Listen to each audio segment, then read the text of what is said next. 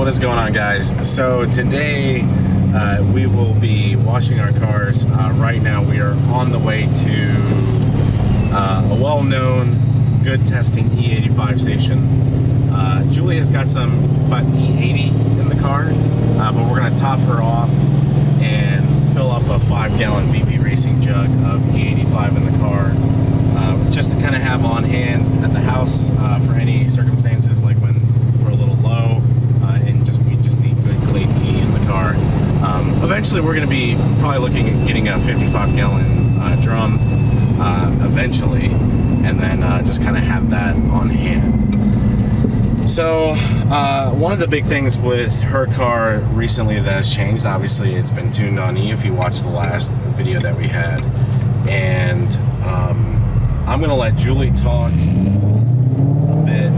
Yeah, so, I mean, driving a Century car, we've been, you know, even back to when you had the Pro Charger on your car, Pro Charger on my car, and then the Paxton on my car, the Centuries always have that kind of surging, bucking. Sometimes it wasn't that bad, but sometimes it was pretty noticeable, and it kind of ruined the driving experience, because like we mentioned one of the vlogs, I can't remember which one, but you know, I drive my car to and from work every day. It's a 3-mile drive one way, so I don't get to have too much fun with the car. But when that surging kind of happened, it made it sometimes a little unenjoyable.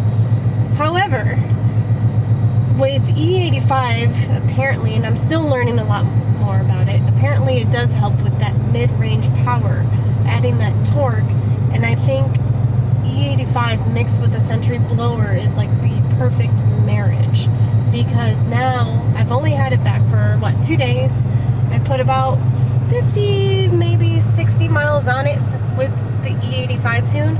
I've not once had a surging or bucking issue.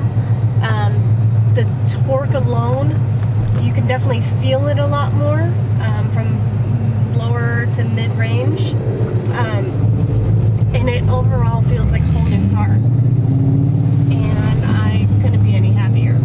So I plan to run a constant E tune, whether it's E85 or E71, just to kind of keep that drivability going.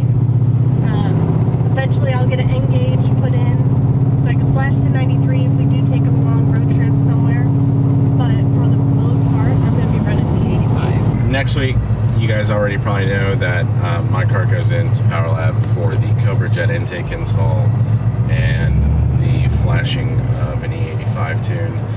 So I currently have an N-gauge, so I'm going to get the 93 tune. I'm probably going to get like an E70 tune, so that there's a little bit more room because right now, when I do want to have fun with the car safely, I have to put butane in the car, and butane's like around 30 bucks for the professional line, and then plus the tank of 93.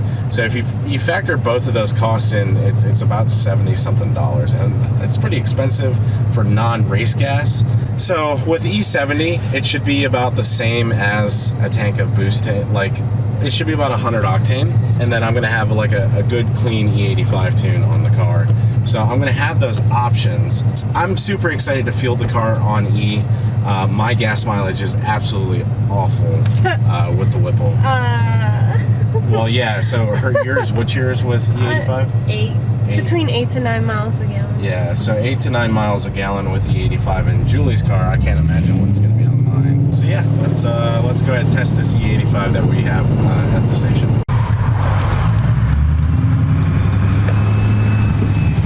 Probably back in. Or is tanks on your side? Is it? Okay. All right, so we're going to test this E85 at this pump. Let's see, get a little bit of water.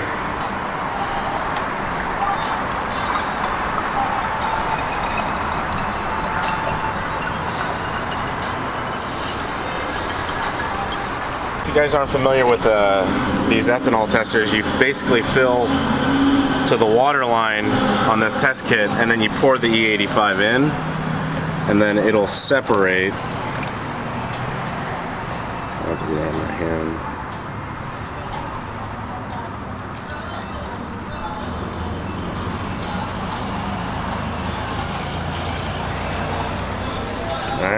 Get a little bit on my hand, and then once you fill that up, shake it.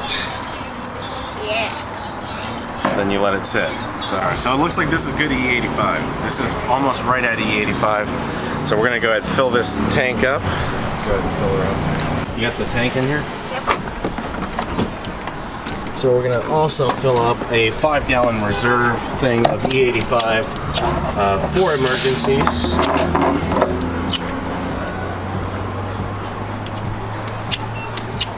Just in case we ever have a small shortage.